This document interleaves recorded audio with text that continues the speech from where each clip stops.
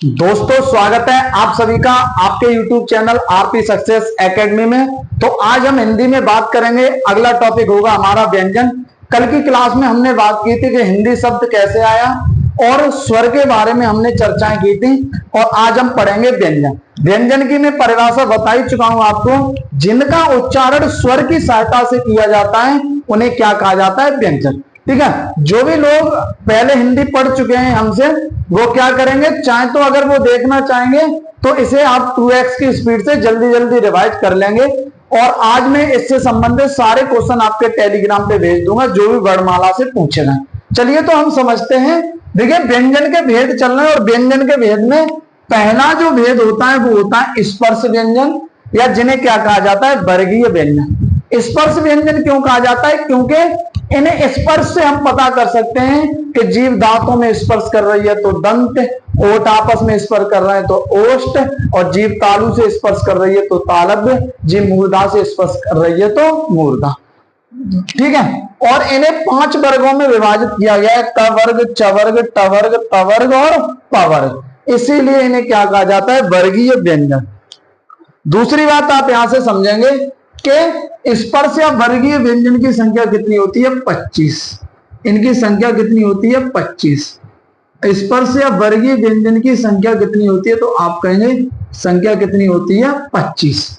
ठीक है, अगली बात अगर हम यहां से समझें, ठीक है, उसके बाद आप कहां से ध्यान रखेंगे, कहां से कहां तक होते हैं? क से लेकर म तक। कहां से होते हैं आपके? क से म तक। कहां तक पाए जाते हैं? क से लेकर म तक के व्यंजन क्या कहलाते हैं? वर्गीय व्यंजन। अब दूसरी बात मैं आपको समझाने से पहले, एक बेहतर बात समझाने से पहले कुछ बातों पे डिस्कस कर रहा हूं, और हमने हल्का सा डिस्कस कल भी किया होगा। जैसे मैं कहूं, एक होती है कंठ व्यंजन ध्वनियां, एक होती है आपकी तालव्य, एक होती है आपकी मूर्धा, एक होती है आपकी ओष्ठ। ठीक है, कंठ, तालव्य, मूर्धा, ओष्ठ, एक होते हैं आपके दंत। ठीक है, देखिए कंठ किन्हें कहेंगे? जिनके उच्चारण में ध्वनि कहां से निकलती है? हमारे कंठ से आती हुई प्रतीत होती है, वो ध्वनियां क्या कहलाती है? कंठ ध्वनियां। ठीक है, व्यंजन है तो कंठ व्यंजन ध्वनियां, स्वर है तो कंठ स्वर ध्वनि। तालव्य जो आप देख रहे हैं ये दांत आप जिसमें लगे होते हैं, जो आप ये मांस आप देख रहे हैं जिसे हम लोग मसूड़ा कहते हैं। ठीक है, जब स्कर्वी रोग हो जाता है तो इनसे जो खून निकलता है, ठीक है, तो यहां से आप देखेंगे इसे ही तालु कहा जाता है। जीभ जब इससे टकराएगी तो कैसे व्यंजन होंगे? तालव्य, मूर्धा। ठीक है, तालव्य या तालु दो होते हैं, एक ऊपर वाले दांत और एक नीचे वाले दांत। ठीक है, ये जो आप हिस्सा देख रहे होंगे, ठीक है, ये अंदर वाला हिस्सा आपके जीभ टकराएगी उससे, मूर्धा। तालु के ऊपर वाले हिस्से से जीभ टकराए तो मूर्धा, ओष्ठ। जब ओठ आपस में टकराए तो ओष्ठ, और दंत जब जीभ केवल दांतों से टकराए तो क्या हो जाएंगे? आपके दंत। ठीक है, तो अगली बात हम समझते हैं। ठीक है, तो व्यंजन को, स्पर्श वर्गीय व्यंजन को कितने वर्गों में? 5 वर्ग में। प्रत्येक में कितने कितने आपके? 5-5 हैं। ठीक है, कुल संख्या कितनी होगी? 5, 10, 15, 20 और 25। ठीक है, अब हम समझते हैं। जैसे मैं कहूं क वर्ग, कंठ है, तालु है, मूर्धा है, दंत है, ओष्ठ है, क्या है? तो एक बार उच्चारण करेंगे, क ख ग। क्या? क ख ग। तो आप देख रहे हैं कहां से आवाज आ रही है? कंठ से आवाज आ रही है, इसीलिए इन्हें क्या कहा जाता है? कंठ ध्वनियां। क्या कहा जाता है इन्हें? कंठ व्यंजन ध्वनि। क्या कहा जाता है? क वर्ग को कंठ व्यंजन ध्वनि। इसे क्या कहा जाता है? कंठ व्यंजन ध्वनि। क्या कहा जाता है? कंठ व्यंजन ध्वनि। अगला आपका च वर्ग, च, छ, ज, च, छ, ज। एक बार उच्चारण करेंगे तो आप पता करेंगे जीभ किससे टकरा रही है? ऊपर वाले तालु से टकरा रही होगी। च, छ, ज, झ, य। ठीक है, तो आप देखेंगे किससे टकरा रही है? जीभ तालु से टकरा रही है, इसीलिए च वर्ग कैसी ध्वनियां होते हैं? तालव्य व्यंजन ध्वनि। कैसी होती है? तालव्य व्यंजन ध्वनि। कैसी होती है? तालव्य व्यंजन ध्वनि। कैसी होती है? तालव्य व्यंजन ध्वनि। अगला आप देखेंगे ट वर्ग। ठीक है, ट वर्ग में क्या है आपका? ट, ठ, ड, ढ, ड़। एक बार महसूस करें जीभ कहां टकरा रही है। तो जैसे मैं कहूं ट, ठ, ड, ड, ठीक है, ड़, ठीक है, तो आप यहां पर देखेंगे जीभ किससे टकरा रही है? तालू के ऊपर जाके टकरा रही है। ठीक है, ट, ठ, ड, तालू से भी ऊपर टकरा रही है, यानी मूर्धा से टकरा रही है, इसलिए कैसी है? मूर्धन्य व्यंजन ध्वनि। मूर्धन्य व्यंजन ध्वनि। मूर्धन्य व्यंजन ध्वनि कैसी है? मूर्धन्य व्यंजन ध्वनि। तवर्ग, तवर्ग में आप उच्चारण करेंगे तो देखें एक बार, त, थ, द, ध, न, त, थ। तो जीभ आपकी किससे टकरा रही है? दांतों से, इसीलिए इन्हें क्या कहा जाता है? दंत या दंत व्यंजन ध्वनि। क्या कहा जाता है? दंत व्यंजन ध्वनि। क्या कहा जाता है? दंत व्यंजन ध्वनि। अगला आप देखेंगे प वर्ग। एक बार प वर्ग का उच्चारण करें, प, फ, ब, भ, म, प, फ, प, फ, भ, म। तो आप देख रहे हैं कि ओठ आपस में टकरा रहे हैं, इसीलिए ये कैसी ध्वनियां है आपकी? प वर्ग कैसा है? ओष्ठ व्यंजन ध्वनि। ओष्ठ व्यंजन ध्वनि। कैसी ध्वनि है? ओष्ठ व्यंजन ध्वनि। क वर्ग कैसे? कंठ। त वर्ग कैसा? च वर्ग कैसा? तालव्य। ट वर्ग कैसा? मूर्धन्य व्यंजन ध्वनिया। त वर्ग की सभी, सबकी बात होगी, त, थ, द, ध, न, सभी दंत। ठीक है, प वर्ग प, फ, ब, भ, म कैसा? ओष्ठ व्यंजन ध्वनिया। ठीक है, कैसे नाम रखे गए? क्यों यही नाम रखे गए? तो ये इसीलिए रखे गए क्योंकि क वर्ग में ध्वनि कहां से? कंठ से। च वर्ग में जीभ किससे टकराती है? तालू से। ट वर्ग में जीभ किससे टकराती है? मूर्धा से। त वर्ग में जीभ किससे? दांतों से। और प वर्ग में जीभ किससे टकराती है? तो आप कहेंगे ये ओठों से। इसीलिए इनके जो है वो क्या है? नामों का वर्गीकरण हुआ। ठीक है, अब हम आगे बढ़ते हैं, दूसरी बात यहां से समझते हैं। बहुत सारा हमें डिस्कशन करना है यहां पर। देखिए, अगली बात मैं आपको समझाता हूं तब आगे बढ़ता हूं। एक होता है आपका अल्प प्राण। एक क्या होता है? अल्प प्राण। एक होता है आपका महाप्राण। अल्प प्राण, अल्प प्राण को क्या लिख सकते हैं? अल्प प्लस प्राण, महा प्लस प्राण। अल्प प्लस प्राण, महा प्लस प्राण। अल्प का मतलब होता है कम या थोड़ा। प्राण का मतलब होता है वायु। क्या होता है? वायु। महा का मतलब होता है अधिक, अधिक या ज्यादा। प्राण का मतलब क्या होता है? वायु। क्या होता है? वायु। अल्प प्राण, महाप्राण। अल्प यानी कि जिनके उच्चारण में मुख द्वार से कम ध्वनि बाहर निकले उन्हें क्या कहा जाता है? अल्प प्राण। जिनके उच्चारण में मुख द्वार से अधिक या ज्यादा ध्वनि बाहर निकले या वायु बाहर निकले उन्हें क्या कहा जाए? ध्वनि नहीं, सॉरी, वायु। तो उन्हें क्या कहा जाएगा? महाप्राण। एक बार क वर्ग का उच्चारण करें और कैसे पहचानेंगे कौन सा वर्ग अल्प प्राण है, कौन सा महाप्राण? इस प्रकार आप करेंगे तो यहां पर पता चलेगा उच्चारण करने पर। तो जिसमें ध्वनि कम टकराए यहां पर तो अल्प, ज्यादा टकराए तो आपका क्या हो जाएगा? महा। जैसे मैं उच्चारण करता हूं क, ख, तो क के उच्चारण में वायु बहुत कम आई और ख के उच्चारण में अधिक, क, ख। इसी प्रकार आप भी उच्चारण करेंगे और महसूस कर पाएंगे यहां पर। ठीक है, क के में कम, क कम अल्प प्राण, ख अधिक आ रही है तो महाप्राण, ग कम अल्प प्राण, घ अधिक आ रही है तो आपका महाप्राण, और लास्ट में रह गया न, कैसा हो जाएगा आपका? अल्प प्राण। ठीक है, तो यानी कि इसी प्रकार च के उच्चारण में देख सकते हैं, च, छ, च के उच्चारण में कम, छ के उच्चारण में अधिक, ज, झ, ज के उच्चारण में कम, झ के में अधिक और इसके में कम, ट, ठ, टके में कम, ठके में ज्यादा। ठीक है, ड, ढ कम ज्यादा और इसमें फिर कम, त, थ तके में कम थके में ज्यादा, धके में कम धके ज्यादा, इसी प्रकार प फ ब भ, इसी प्रकार आपकी कंडीशन चलती है।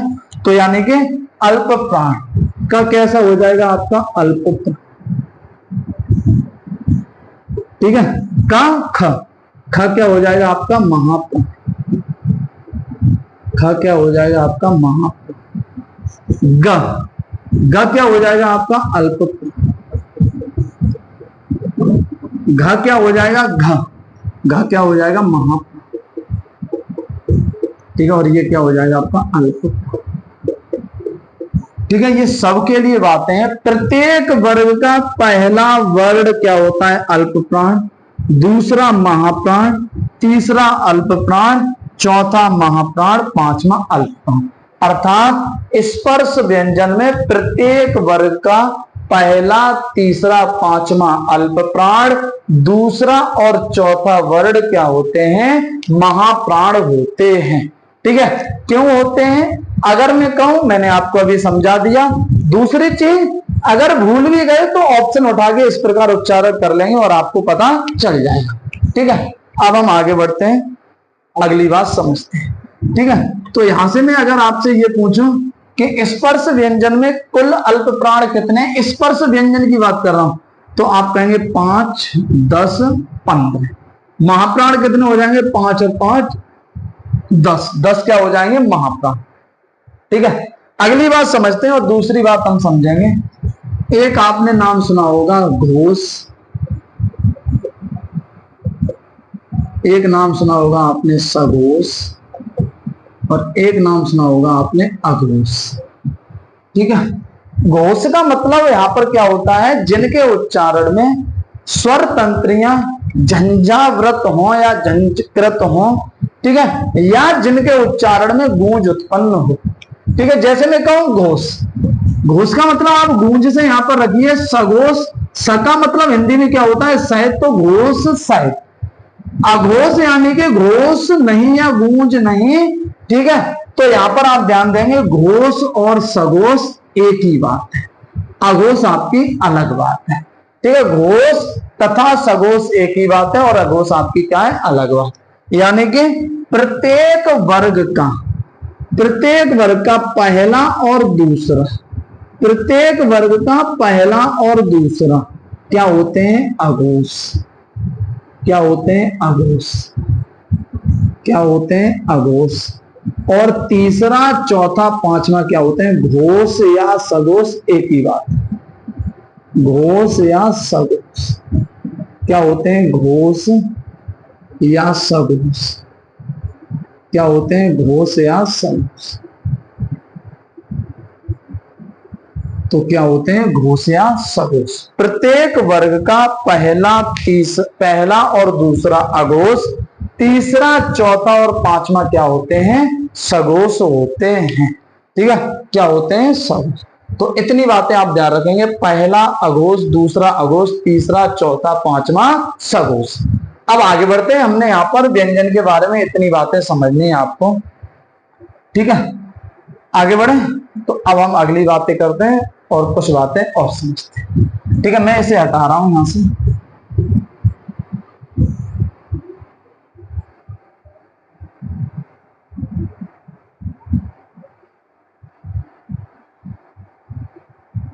ठीक है। ये हमारा विभाजन जो था वो किससे संबंधित था, स्पर्श व्यंजन।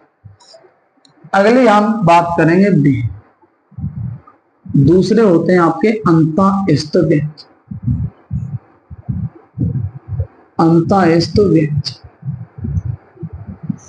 अंतःस्थ व्यंजन किन्हें कहते हैं, जिनके उच्चारण में फेफड़े पहले वायु को अंदर ग्रहण करें और फिर छोड़ें, वायु को अंदर ग्रहण करें तुरंत छोड़ें, तो यह क्रिया क्या कहलाती है अंतःस्थ।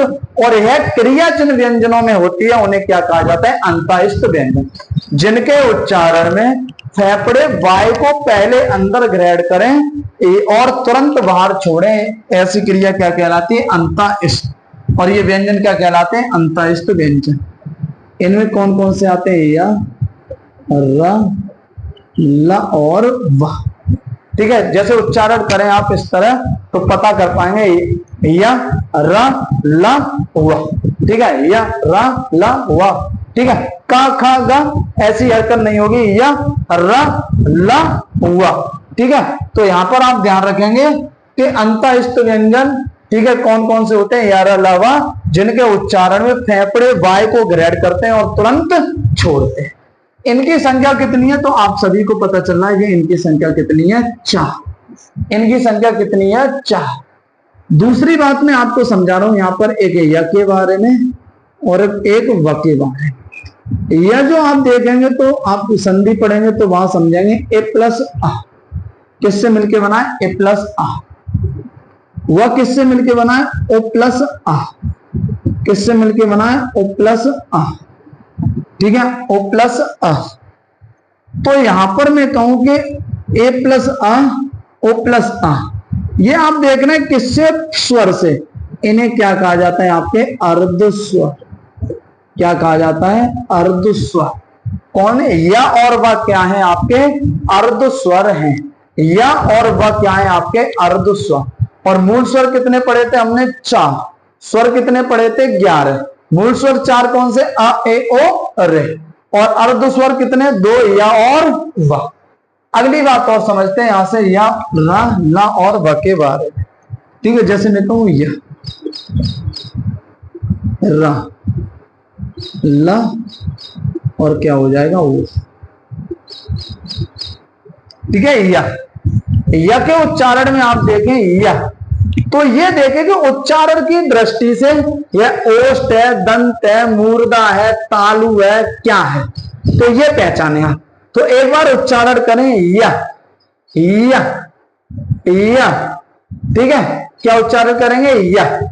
तो या के उच्चारण में आप देख रहे हैं जीभ जो है वो नीचे वाले तालु से टकरा रही होगी, या। तो यानी कि ये आपका क्या बन गया, तालव्य। यह कैसा है, आपकी तालु ध्वनि है या तालव्य व्यंजन ध्वनि है।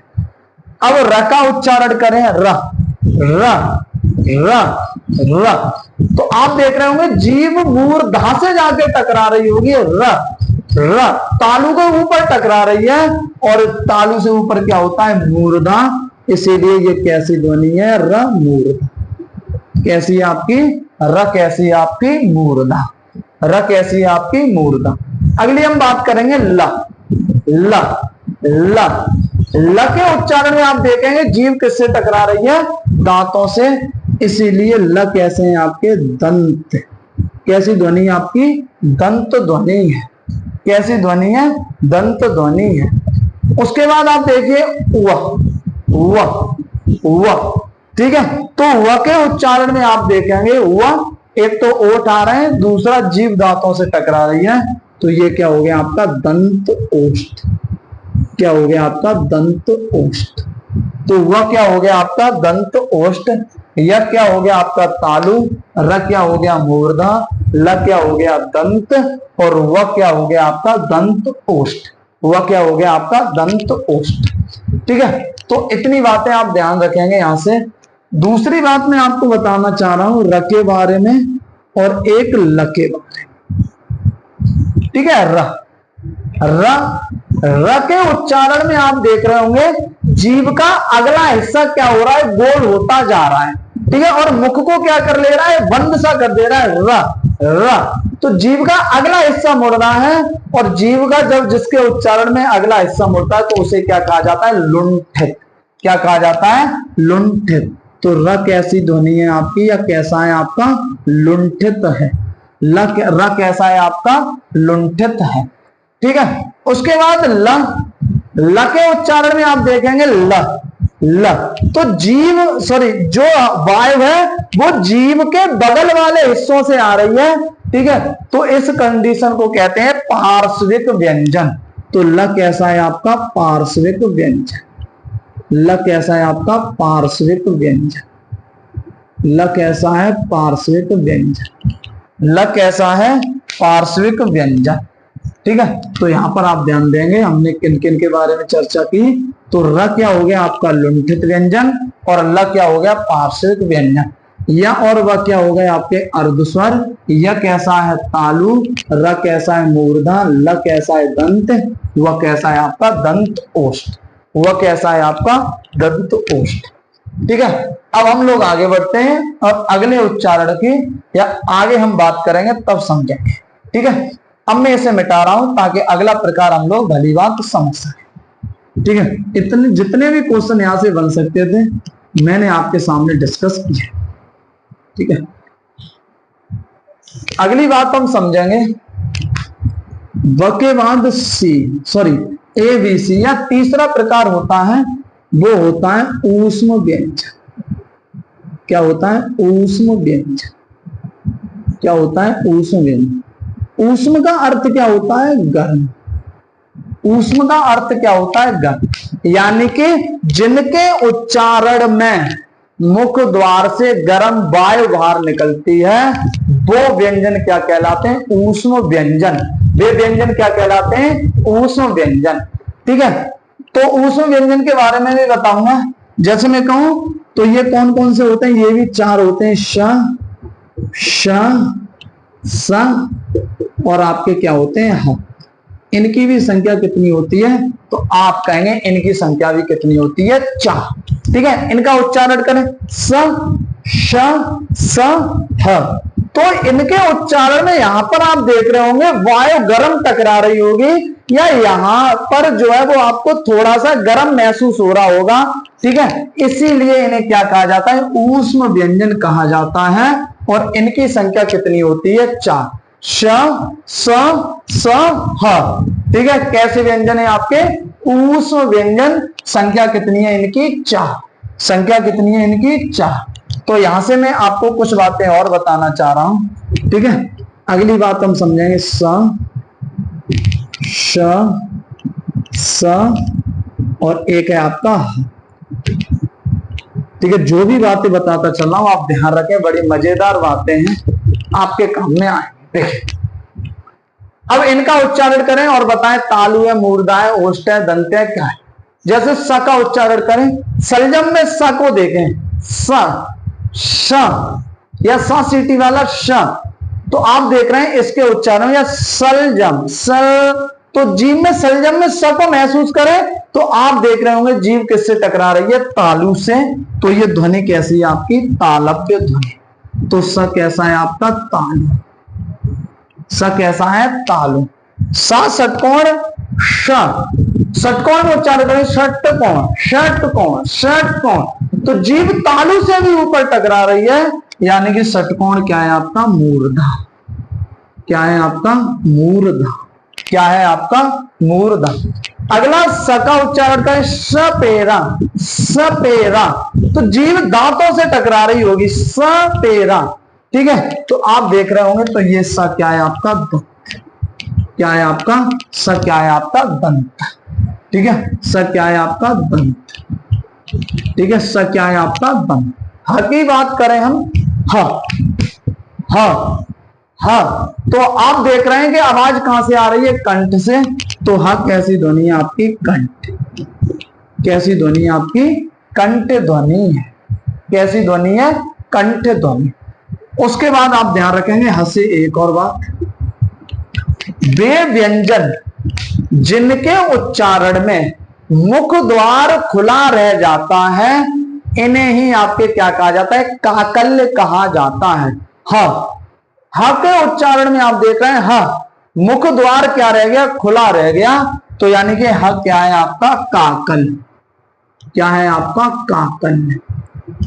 ह कैसा है आपका? काकल्य। ह कैसा है आपका? काकल्य। ह कैसी ध्वनि आपकी? काकल्य ध्वनि है। ठीक है, अब हम लोग आगे बढ़ते हैं। तो ये हमारा प्रकार किसके रूप में रहा? ऊष्म व्यंजन। ठीक है, स्पर्श व्यंजन कितने? 25। ऊष्म व्यंजन कितने? 4। अंतःस्थ व्यंजन कितने? 4। अगला हम जो टाइप पढ़ेंगे, सॉरी अगले जो व्यंजन पढ़ेंगे हम वो पढ़ेंगे आपके, उनका नाम होगा आपके संयुक्त व्यंजन। अब मैंने हटा रहा हूं। ठीक है, एक एक बात समझते हुए चलना है भैया। देखिए, अगला जो आप देखेंगे, अगला प्रकार है संयुक्त व्यंजन। संयुक्त व्यंजन, संयुक्त व्यंजन में कौन आएगा? छ, त्र, ज्ञ, ठीक है, और एक आएगा आपका श्र। क्या आएगा? श्र। तो ये भी संख्या इनकी भी कितनी है? 4। इनकी भी संख्या कितनी है? तो आप कहेंगे इनकी भी संख्या कितनी है? 4।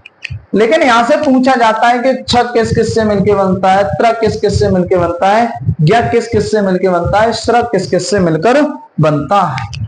ठीक है, तो यहां से हम समझेंगे कुछ बातें। सब किससे मिलकर बनता है? का, आधे का से प्लस स से। ठीक है, तो इससे मिलकर कौन बनता है? सब। ध्यान रखेंगे ये एग्जाम में पूछे जाते रहते। त्र किससे मिलकर बनता है? ता प्लस आधा र, आधा ता प्लस र। ज्ञ किससे मिलकर बनता है? ज्ञ किससे मिलकर बनता है? ज प्लस य, ज्ञ। इसे अब हम क्या कहते हैं? ज्ञ। ठीक है, श्र किस किस से मिलकर बनता है? तो आप कहेंगे भाई साहब श्र जो है वो स प्लस र से मिलकर बनता है। श प्लस र से जाकर के कौन मिलता है? श्र मिलता है। ठीक है, तो आप ध्यान रखेंगे संयुक्त व्यंजन छ, त्र, ज्ञ, श्र। ठीक है, वर्तमान में इसे क्या कहते हैं? ज्ञ। ज्ञ। तो वर्तमान में किस व्यंजन ने अपना, ठीक है, उच्चारण का रूप परिवर्तित कर लिया है? तो वो कौन है? आपका ज्ञ। किस किस से मिलकर बनते हैं आप ये ध्यान रखेंगे। ठीक है, तो अगली बात हम समझेंगे। अगले जो व्यंजन हैं आपके, अगला प्रकार हम देखेंगे। अगला प्रकार है आपका जिन्हें कहा जाता है उच्छिष्ट व्यंजन। जिन्हें क्या कहा जाता है? उच्छिष्ट, यानी जिनके उच्चारण में जीभ झटके के साथ ऊपर जाए और तुरंत नीचे आए। ठीक है, उच्छिष्ट के बाद आपके आते हैं ताड़न जात। कौन से? या ताड़न जात, इन्हीं का नाम उच्छिष्ट ताड़न जात, या इन्हें कहा जाता है आपके द्विगुण व्यंजन। क्या कहा जाता है? द्विगुण व्यंजन। या इन्हें एक और है, इसे ही कहा जाता है डिग्री व्यंजन। क्या कहा जाता है? डिग्री व्यंजन। इन्हें क्या कहा जाता है? आपके डिग्री व्यंजन। उच्छिष्ट, ताड़न जात, द्विगुण व्यंजन, डिग्री व्यंजन। इनकी संख्या 2 है। ठीक है, इन्हें आप लोग ड़, ढ। ठीक है, तो इनकी संख्या कितनी है? 2। ठीक है, इनकी संख्या कितनी है? 2। उच्छिष्ट व्यंजन, ताड़न जात व्यंजन या डिग्री व्यंजन से किसी भी शब्द की शुरुआत नहीं होती। ये शब्द के मध्य में या अंत में आते हैं। मध्य में या अंत में आते हैं। मध्य में या, ये शब्द के मध्य में या अंत में आते हैं। जैसे मैं कहूं, कहीं कहीं आपने लिखा देखा होगा ढेर। ठीक है, कहीं आपने लिखा देखा होगा सड़क। ठीक है, कहीं आपने लिखा देखा होगा ढक्कन। ठीक है, इस प्रकार ये तीनों ही आपस में क्या है? गलत। क्यों? क्योंकि उच्छिष्ट व्यंजन से, ठीक है, किसी भी शब्द की शुरुआत नहीं होती। ठीक है, जैसे मैं कहूं इनके बारे में बताऊं, एक तो आपका इस प्रकार देखते होंगे, एक इस प्रकार और एक इस प्रकार देखते हैं। ये जो है वो किसका है? क वर्ग का।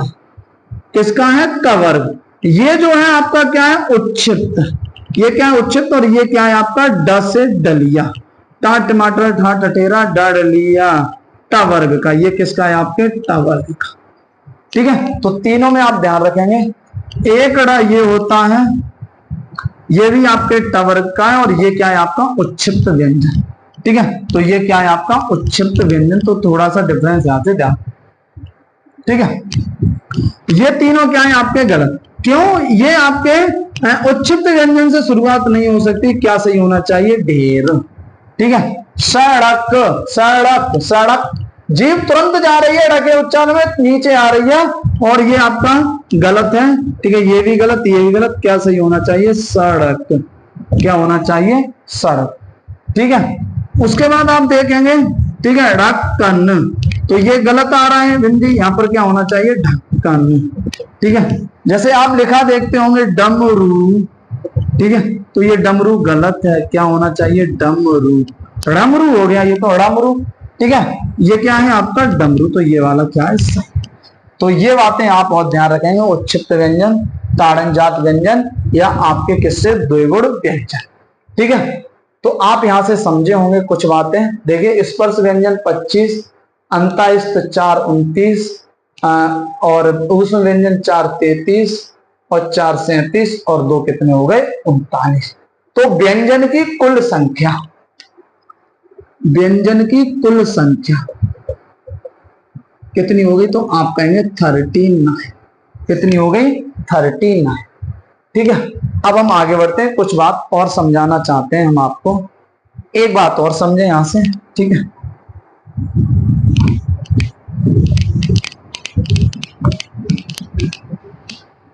ठीक है, देखिए,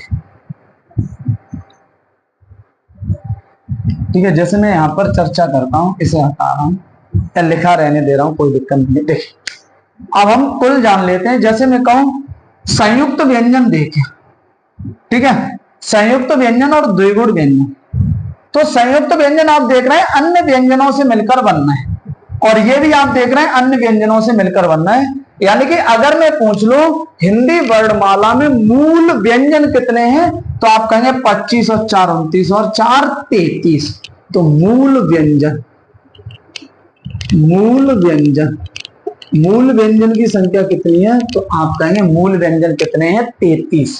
मूल व्यंजन कितने हैं, तो आप कहेंगे मूल व्यंजन की संख्या कितनी है 33। आगे बढ़े, अब हम लोग आगे बढ़ते हैं। दूसरी बात समझते हैं हिंदी वर्णमाला में वर्ड, तो आप देखेंगे हिंदी वर्णमाला में टोटल वर्ड की संख्या, तो स्वर हमने पढ़े थे कितने 11, व्यंजन हमने कितने पढ़ लिए 39 39। उसके बाद हमारे क्या रह गए अयोग वाह, अयोग वाह कितने होते हैं 2, तो आप देखेंगे 39 और 11 50 और 2 52, तो टोटल संख्या कितनी होगी 52। एक बात और यहां पर मैं डिस्कशन करूंगा, एक आपकी अयोग वाह, ठीक है, अयोग वाह कितने होते हैं 2 अंग और आपके क्या होते हैं आ, अयोग वाह आ प्लस योग प्लस वाह, यानी कि आ ना हो क्या योग, वाह यानी कि फिर भी क्या दे अर्थ दें, ठीक है, आ यानी कि योग ना हो फिर भी क्या दे अर्थ दें, ठीक है। जैसे मैं कहूं एक शब्द लिख दूं प्रात, ठीक है, अगर मैं कहूं प्रात का कोई अर्थ दिखाई दे रहा है, आप कहेंगे नहीं भैया। अगर मैं कहूं यहां पर मैं बिंदी लगा दूं, अनुस्वार लगा दूं, इसे क्या कहा जाएगा आपके अनुस्वार, इसे क्या कहा जाता है अनुस्वार। और अंग आह को क्या कहा जाता है विसर्ग, क्या कहा जाता है विसर्ग। तो जैसे ही मैंने यहां अनुस्वार लगाया प्राण, तुरंत अर्थ बन गया, ठीक है, प्रात, यहां पर विसर्ग लगा दी प्राता, तुरंत अर्थ बन गया, ठीक है। तो अयोग वहां संख्या कितनी है 2, किसने अयोग वहां बताया किशोरी दास वाजपेयी, किशोरी दास वाजपेयी, किशोरी दास वाजपेयी, किशोरी दास वाजपेयी, ठीक है। तो इन्होंने 2 बताए अंग और आह, ना तो इन्हें स्वर माना जाता है और ना ही क्या माना जाता है व्यंजन, लेकिन जब जिसके साथ आते हैं तो कुछ ना कुछ वाह यानी कि क्या देते हैं अर्थ देते हैं, तो आप ध्यान रखेंगे। तो अयोग वाह कितनी है संख्या 2, ठीक है। अब हम आगे बढ़ते हैं, कुछ बातें मैं आपको और नोट करा के लिखाना चाह रहा हूं, ठीक है, वो बातें भी आप लोग लिख लीजिएगा ताकि हम सारी चर्चाओं को आसानी से समझ सकें, ठीक है। जैसे मैं कहूं स्पर्श व्यंजन में, ठीक है, स्पर्श व्यंजन में हम क्या देख रहे थे अल्प प्राण महाप्राण, उसी प्रकार हर एक में क्या होते हैं आपके अल्प प्राण महाप्राण होते हैं। जैसे मैं कहूं स श और आपके क्या, या फिर मैं बात करूं म के बाद क्या आएगा अंतःस्थ व्यंजन या र ल व, या र ल और व, या र ल और व, ये क्या होते हैं आपके सघोष, ये क्या होते हैं आपके सघोष, ये क्या होते हैं सघोष, और ये क्या होते हैं अल्प प्राण, ये सघोष होते हैं और क्या होते हैं अल्प प्राण होते हैं, ठीक है। यार लव सघोष के साथ साथ क्या होते हैं अल्प प्राण। उसके बाद आप देखेंगे श और आपका क्या हो गया स, ये तीनों क्या होते हैं आपके अघोष, और ये क्या होते हैं आपके अघोष के साथ साथ ये होते हैं आपके महाप्राण। क्या होते हैं? महाप्राण। अगली बात में करूं यदि ह, तो ह इससे डिफरेंस होता है, ये सघोष के साथ साथ ये आपका क्या होता है? महाप्राण। ठीक है, तो ह के बारे में क्या है? ये सघोष होता है और सघोष के साथ क्या होता है? ये महाप्राण। ठीक है, तो ये कंडीशन ध्यान रखेंगे। य र ल व सघोष तो अल्प प्राण, स श श अघोष महाप्राण, ह कैसा होते हैं आपके? सघोष अल्प प्राण। ठीक है, अब मैं आगे बढ़ता हूं और अब आपको मैं कुछ फॉर्मूले बताता हूं जो कि एग्जाम में आते हैं, इन्हें आप नोट कर लेंगे जो मैंने अभी लिखाया था। ठीक है, और 5 फॉर्मूले से पूरी वर्णमाला में आपको याद करा दूंगा। जैसे मैं कहूं, आप 5 फॉर्मूले ध्यान रखेंगे। अ को विसर्ज नीय नाम। ठीक है, अ यानी के नाम कंठ। ठीक है, यानी कि अ से छोटा अ से छोटा और बड़ा अ, क से आपका क वर्ग। ठीक है, ह से आपका ह, और विसर्ज नियम नाम वाले क्या होते हैं? कंठ होते हैं। हमने अ पढ़े थे, कैसी ध्वनि है? कंठ। हमने पढ़ा था क वर्ग कैसी है? कंठ। हाँ, हमने पढ़ा था कैसा है? कंठ। तो ये पहला फॉर्मूला आपको मन ही मन में याद हो जाएगा, कोई भी दिक्कत नहीं है। अगली में बात करूं तो यहां पर अगला आता है इच्छु यसानाम, यचु यसानाम तालब्ध। ठीक है, इच्छु यसानाम तालब्ध। ठीक है, इच्छु यानी कि इसे आपके छोटी और आपकी क्या आ जाएगी? बड़ी। च से क्या आ जाएगा? आपका च वर्ग। च से क्या आ जाएगा? आपका च वर्ग। य से क्या आ जाएगा? य से क्या आ जाएगा? य। इस वाले सा से क्या आ जाएगा? सा, और ये सब क्या होते हैं? तालब्ध। यचु यसानाम तालब्ध। ठीक है, अगली बात हम करें यहां पर, तीसरा जो हम प्रकार देखेंगे या तीसरा फॉर्मूला देखेंगे, इस अगला हमारा है उपूद्य नीय नाम ओष्ठ। उपूद्य, उपूद्य नीय नाम ओष्ठ। ठीक है, उपूद्य नीय नाम ओष्ठ। तो उसे आपके क्या बनेंगे? छोटा ऊ, और क्या बन जाएगा? बड़ा ऊ। प से क्या बन जाएगा? आपका प वर्ग, और ये सब नाम वाले क्या होते हैं? आपके ओष्ठ। उसके बाद आप चौथा देखेंगे ऋतु, ऋतु रसानाम मूर्धन। ऋतु रसानाम मूर्धन। ऋतु यानी कि र से क्या आ जाएगा? आपका रे से ऋषि। ट से क्या बन जाएगा? आपका ट वर्ग। र से क्या बन जाएगा? र। सा षटकोण से क्या बन जाएगा? सा, और ये सभी क्या होते हैं? आपके मूर्धन। ठीक है, पांचवा एक और हम समझेंगे। ठीक है, ऋतु लसानाम दंत। ऋतु लसानाम दंत। ठीक है, ल से, ल संस्कृत का है। त से आपका कौन सा वर्ग? त वर्ग। ल से आपका क्या? ल। स से आपका क्या? स, और ये सब क्या होते हैं? दंत। तो वर्णमाला हमने पूरी कर ली। ठीक है, नेक्स्ट वीडियो में हम संज्ञा, सर्वनाम या विकारी शब्दों पे चर्चा करेंगे। आज की वीडियो में इतना ही रखते हैं, कल मिलते हैं बेहतर क्लास के साथ। तब तक के लिए आप सभी लोगों का धन्यवाद।